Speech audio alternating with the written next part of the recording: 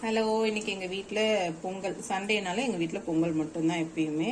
So நான் எல்லாமே ready பண்ணிட்டேன். பொங்கல் எல்லாருக்கும் ஈஸியானது தான். ஸோ ஜஸ்ட் ஒரு சாதா பொங்கல் தான். பச்சரிசி ஒரு 2 டம்ளர் அண்டு கொஞ்சோண்டு அது பேர் என்ன சிறு பருப்புன்னு சொல்லுவாங்க, சில பேர் பைத்தம்பருப்புன்னு சொல்லுவாங்க.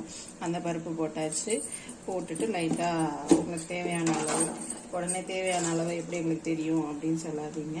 எல்லாமே ஒரு மைண்ட் கால்குலேஷன் தான். ஸோ அதுக்கு தேவையான அளவு நம்ம உப்பு போட்டாச்சு. போட்டுட்டு நெக்ஸ்ட்டு ஒரு 2 ஸ்பூன்ஸ் ஆஃப் ஆயில், அவ்வளோதான்.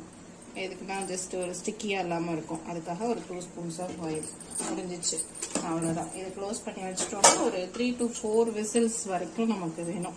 ஒரு ½ hour ஊற வச்சிங்கன்னா 2-3 விசில் போதும். ஊற வைக்காத அரிசி அப்படின்னா 7 to 8 விசில்ஸ் வைக்கணும். அவங்கவுங்க குக்கரை பொறுத்து பார்த்துக்கோங்க விசில்ஸு.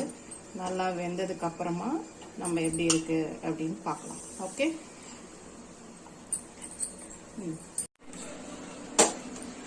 இப்போ நம்மளோட பொங்கல் வந்து ரெடி ஆயிடுச்சு. கிட்டக்க பார்க்கலாம்.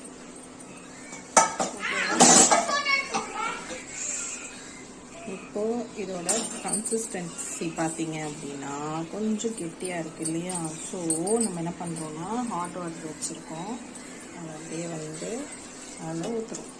ஓகே, நமக்கு தேவையான கன்சிஸ்டன்சி.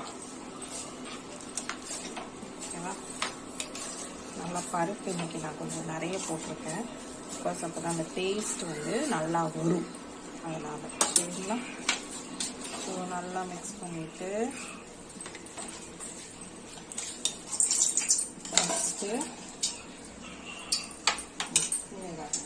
இதில் வந்து ஒரு 2 ஸ்பூன்ஸ் ஆஃப் ஆயில் ஊற்றிருக்கேன். அப்புறம் நமக்கு தேவையான அளவு நெய்.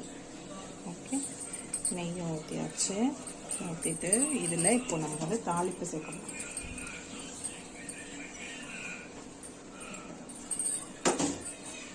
ஓகே, தாளிப்புக்கு இதில் வந்து மிளகு அண்ட் ஜீரகம். ஓகே, ஜீரகம் கொஞ்சம் நிறைய போட்டுக்கோங்க, அப்புறம் கொஞ்சம் சேவிக்கிறோம்.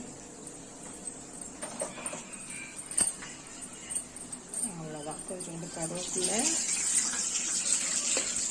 தென் பெருங்காயத்தூள், அவ்வளோதான். இப்போ ஊற்றியாச்சு. சரியா? இங்கே வந்து எங்கள் வீட்டில் மிளகு ஜீரகம்லாம் சரியாக சாப்பிட மாட்டாங்க, அப்படியே தூக்கி போட்டுருவாங்க. அதனால தான் என்ன பொடி பண்ணி போட்டாலும் சாப்பிட மாட்டாங்க. ஸோ கொஞ்சமாக தான் நான் சேர்த்துப்பேன். ஓகே, அவ்வளோதான். உங்களுக்கு வேணும்னா அப்போதைக்கு சாப்பிட போகிறப்போ நெய்யை கொஞ்சம்